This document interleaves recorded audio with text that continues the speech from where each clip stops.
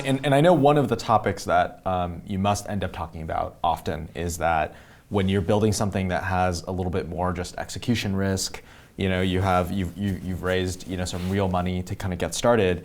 A lot of it ends up being sort of like organizational complexity, company culture. I know this is the big area of focus for you. And that's something that is very different when you're trying to build something for the long run versus when you're kind of just trying to find product market fit and it's kind of like 10 people and you're just like, is this even going to make it? Like, let's not even work on this. Yeah. So talk to us about kind of how your approach has changed on building the company and your leadership style. That is a great question because it's something I think a lot about. So I had never thought before a couple months ago, and this may sound stupid in a way, but I never thought, what is the kind of company that I want to show up to work at?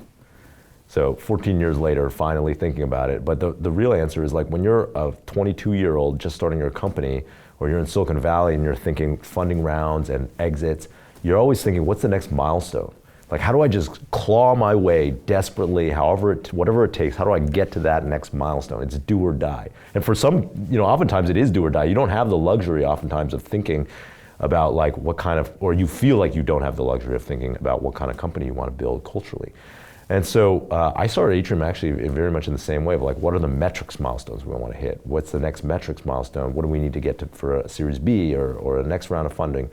And so the problem with that was that a year in, I realized, oh shoot, I need to there are like a lot of things that I've neglected that are actually affecting our ability to execute.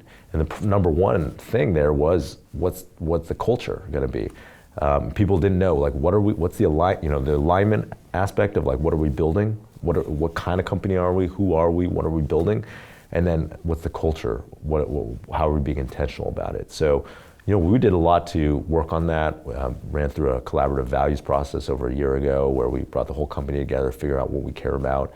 And then more recently, I've been thinking about, after a lot of this self-work in terms of making myself feel kind of consistently good every day and remove my attachments to outcome, I've realized there's a set of principles that I want to implement at the company, and that I think that execution will flow from those things, right? If we build a company that has a high empathy for each other, where we have care for each other, where people are very collaborative, where we are, people feel like the locus of control for what's happening is inside of them instead of outside of them. Things are happening through them, not to them.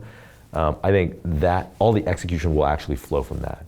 One of the things I never understood before, which I feel like I really understand now, is that saying that culture eats strategy, right? I felt like I had very good strategy with Atrium, but I forgot about culture in that first part of the company, and now I've kind of realized how important it is. So, right. One of the things I'll say that we're doing is, recently I read this book called The 15 Commitments of Conscious Leadership, which is an amazing book, but it's really about building a certain type of company, what the authors call a conscious company.